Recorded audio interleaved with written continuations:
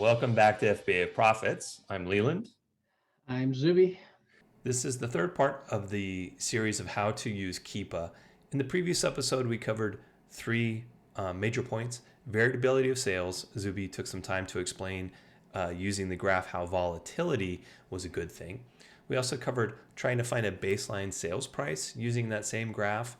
And in a way we can find a floor for the pricing, and as long as that floor fit our minimum ROI requirements, then we could continue looking at that product as a viable potential.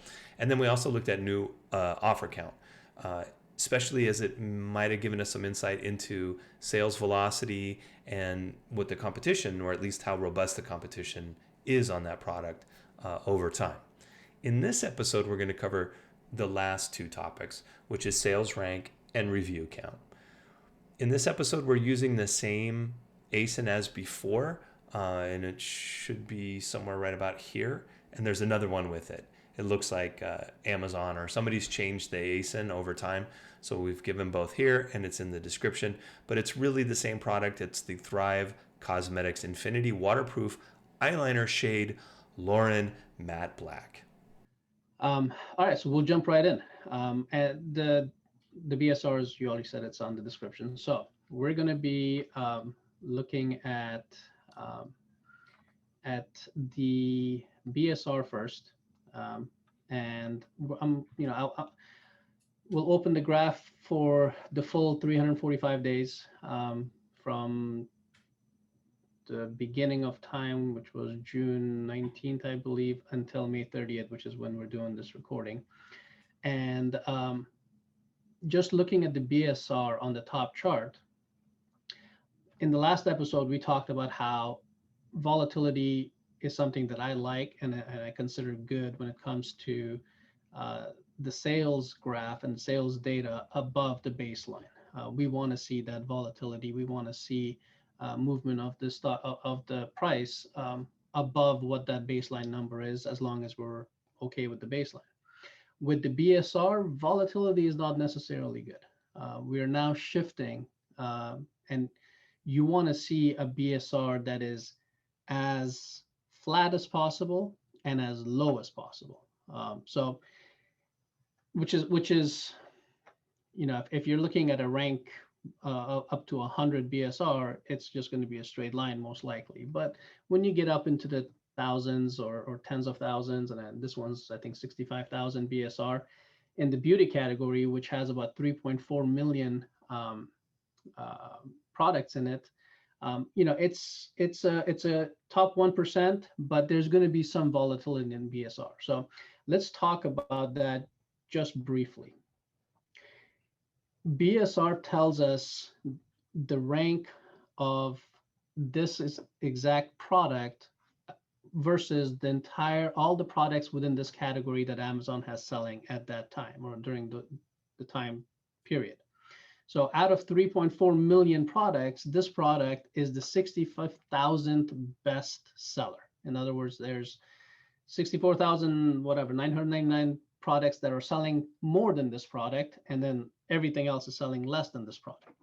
So how does that help us? Well, generally speaking, top 1% is an amazing number of the full category. So for newer clients, for clients who are brand new Amazon sellers who are just starting out, we give them a rule of thumb of, for the most part, if the BSR is under 100,000, it's a good product. You don't want to go too high, especially if you're brand new, because there's a lot of nuances involved in trying to figure out the BSR. So let's just say, 100,000 is going to be our cap. We want it to be under 100,000. You look at this BSR and you want to see that even though there's going to be this, the graph is up and down, up and down, up and down, up and down, and there's a lot of movement in it, the height of it should be at or near 100,000 or whatever our maximum BSR is. And then all the volatility under it is perfectly okay. The lower the number on the volatility, the better it's going to be. But you don't want a product that you are considering purchasing to be 500,000 BSR, 50,000 BSR, 1.2 million BSR, 100,000 BSR, and it just going these huge ranges. Now there are those products that, even though they're that volatile, there's still some great products out there. But that is sort of a that from a beginner's perspective, that's not something you need to worry about, because that requires a lot more detailed analysis to try to figure out why that's happening and whether it's it's worth purchasing that product. So for all intents and purposes of this episode, you want to create a top for that BSR graph. In other words, for our sales rank, for our sales data, we had a baseline. What is the bottom number that we're comfortable with, and is the price of that product at or above that baseline? For the BSR, you want to have a top number, and is the BSR graph mostly under that top number, whether it's 100,000, 150,000, 200,000. And again, each category has a different number of products, so that number changes per category, right? So toys, beauty and personal care has 3.4. I think toys has 15 million, and then there's another one that has clothing has like 86 million. So the number changes, but whatever that number is for you, you want to just visually gauge the BSR to make sure that the top and the bottom of it is within that number that you're looking for. And then all of this doesn't matter, right? But you don't want the big jumps and the big drops. So that's just a very generic overview of the BSR calculation. And for this product specifically, you can see that it hit 100,000. Maybe since its inception, it probably hit it 5-6 times. But if you're looking at just the last 3 months, it has hit 100,000 BSR maybe once. Yeah, on March 17th, it's only at 99,000. Yeah, 99,000, but nothing over 100. Yeah. And the rest of the time, I mean, it's in the 20,000, 25,000, 50,000 range, which is amazing. And so from our last episode, everything sort of worked out on those 3 checkboxes, right? The velocity or the variability of the sales data was good. Our baseline on the sales data was good, and the new offer count, the variability of it was good. So it passed that litmus test. And now from a BSR perspective, this is also a great product because it's under our number. If let's just say our number is 100,000, and it is, even though it's volatile, it's staying within that small band of 20,000 to 100,000 or 20,000 to 75,000 BSR throughout the 3 months or the 8 months, 9 months, whatever we're looking at. So, and the 4th checkbox or the 4th box has been checked off as far as whether we should purchase this or not. Now, the question is, how do we figure out how many sales there are? And on the episode 1 of this series, I had talked about the drops, and Leland brought up a good point that maybe we didn't really explain it too clearly. And so we're going to talk about the drops. And if you see right underneath the graph, this tells you that there's 76 drops per month on average that this product has. And what the drops that Keepa counts is the BSR drops. Every time there's a sale, the BSR drops. But then as long as it sells within that price range and it stays within that BSR, there's no other drops. But during that time, there could be tens or hundreds of sales going on. So drops do not always equal, or they don't necessarily ever equal sales. 76 drops is really good. There are people who just look at the drops and determine whether or not they should purchase a product. But let's see if we can figure out on average how much this, how many units sell. And one of the best ways to come up with that number is the review count. Now, this is going to get a little bit technical.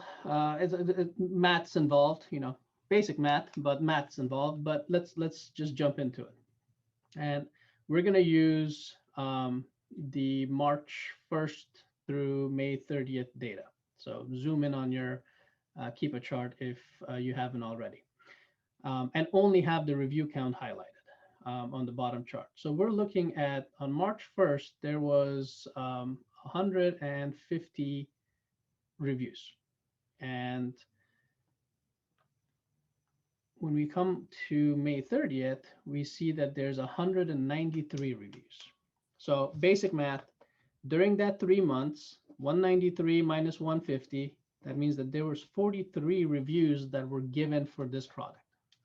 Now, it's common knowledge, I guess you could say, that on Amazon, generally speaking, about 1% of sales get a review.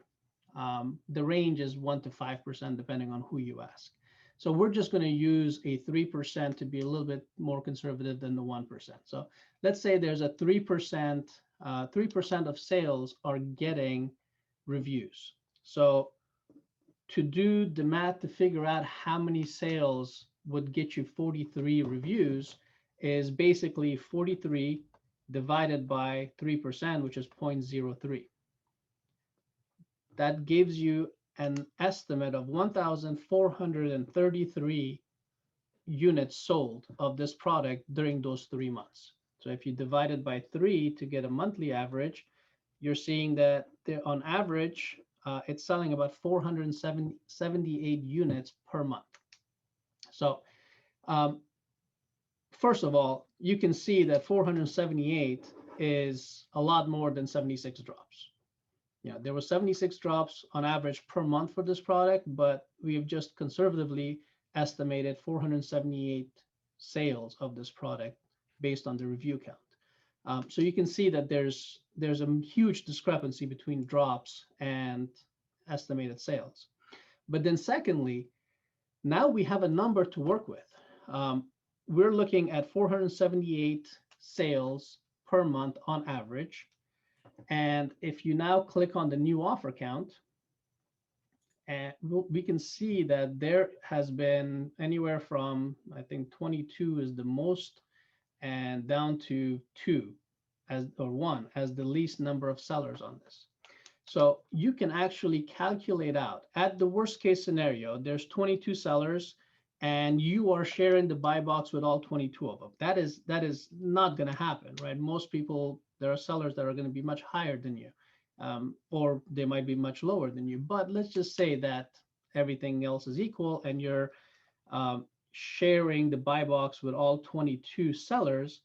That means that on a monthly basis, 478 divided by 22 sellers, you should be getting about 22 sales per month, right? You divide 478, which is the average sales, average units sold of this product, by the 22 sellers, you get 22 sales per seller.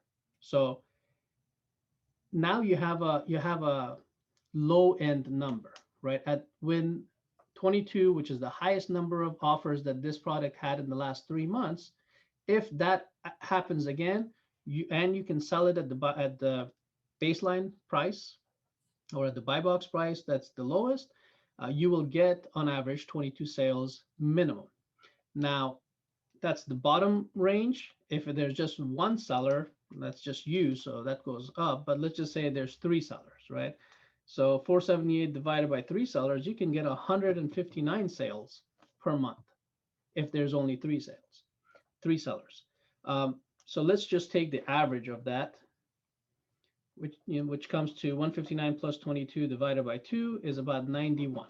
Now, whether you use the 22 number, whether you use 159, whether you use 91, or any other number in between, for me, it gives me a sense of comfort and satisfaction knowing that if I purchase 20 units of this product to test it out, as soon as they get to Amazon, I should be able to sell it within a month. If I can sell it depending on where the buy box is at that time.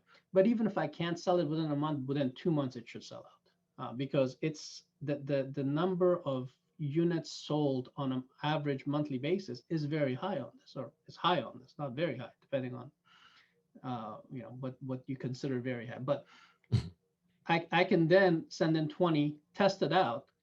I see that it's sold in 5 weeks. Well, as soon as they start selling, I'm going to put it in the flywheel.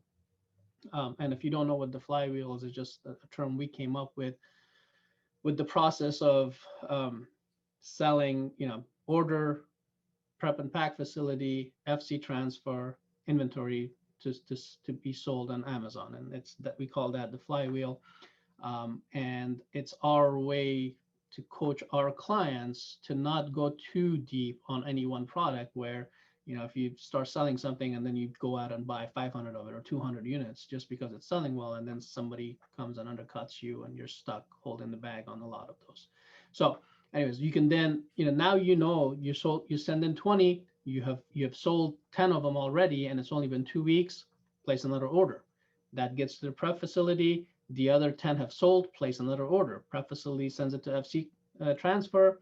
That order gets to prep facility, place another order. And you just continuously do that based on now not just historical data that you've analyzed, but now real-time velocity data of your own account that you see, hey, I'm selling this on a regular basis, so let me just continue ordering this, especially if you have access to this product on a regular basis at a price that's profitable.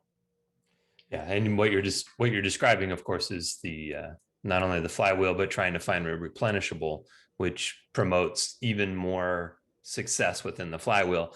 But to take a step back, because this is a great example of you could probably buy, and it depends on your source, much less than what you're going to end up selling. So the risk is it's mitigated. You're going to have a hard time getting 1,200 of these units, I would assume, to then ship off to Amazon so that you would flood it and hurt yourself in the long run. But let's just flip, and this would be a hypothetical. We don't have the graph for it, but let's say you did all this math and it was selling on average 10 a month of whatever it was, or 15 a month. Then you can start making decisions on, is it even worth going after? Especially at this kind of price point. Do you really want to invest that little bit of your money into something that might only sell, depending on how many sellers, 10 to 15 a month? Do you want to compete in that space? And then you might say, okay, all of the other numbers made sense, but now I need to bail on this. Or you may decide, okay, I'm going to buy 5 of whatever it is for a different reason. The price points were higher than what we're talking about here, so 5 of them yields you more profit. I guess what I'm saying in short is this is a great example where not only and of course we picked it on that for that reason, it's from our list, but all the check boxes are hit for each of the 5 factors, but also your decision-making process on how many units to get even initially, or maybe to take higher risk and get more than likely you're not going to, what are you going to order?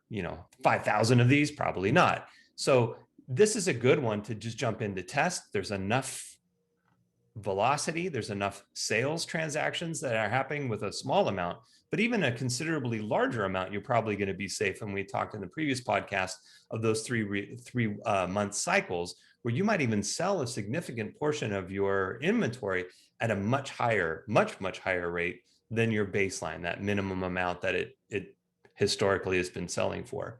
But there will be cases that you get to this, and I've seen these recently, where you get to this last one and just the sales numbers don't support it, right? The numbers of that move each month tend to be much lower. And maybe at a future podcast, we can show some of those. And much like I said last time, I don't know how much we want to focus on the negative, but it is something to think about. Like, hey, if those other 4 fit and you get to this point where there's just not enough selling each month, it's okay. Don't, pull the ripcord. You're done. You move on to the next one. Yeah. And it's also important that to always keep in mind that these are all estimates. Yeah. It's our best guess. It's our best estimate. It's based on the data and the information available. This is the best that is available for us to try to figure out. Amazon doesn't tell us exactly how many units are sold every single time. We have to, sort of come around the side door and figure out a guesstimate of what that is. And this is something that industry-wide Amazon sellers are using, and that's what Keepa is so great for. The BSR gives you a very clear picture of, hey, where in the grand scheme of things of that category is this one product, and then the review count gives you gives you a little bit more of a precise data as to, all right, so if we take into account the fact that only 1% of all sales get a review, well, then we can sort of make the calculations that we just went through. But that doesn't mean that all products are always going to get 1%. Some are getting 5%, some get a lot more. You know, private label sellers who really push for reviews are getting a lot more than 1%. So it will always change. But these are the first 5 ways and easy steps for us to use as sellers to use Keepa to make as educated of a guess as possible on whether something is a product that we want to add to our catalog. And like Leland said, you don't need to go deep on this right off the bat.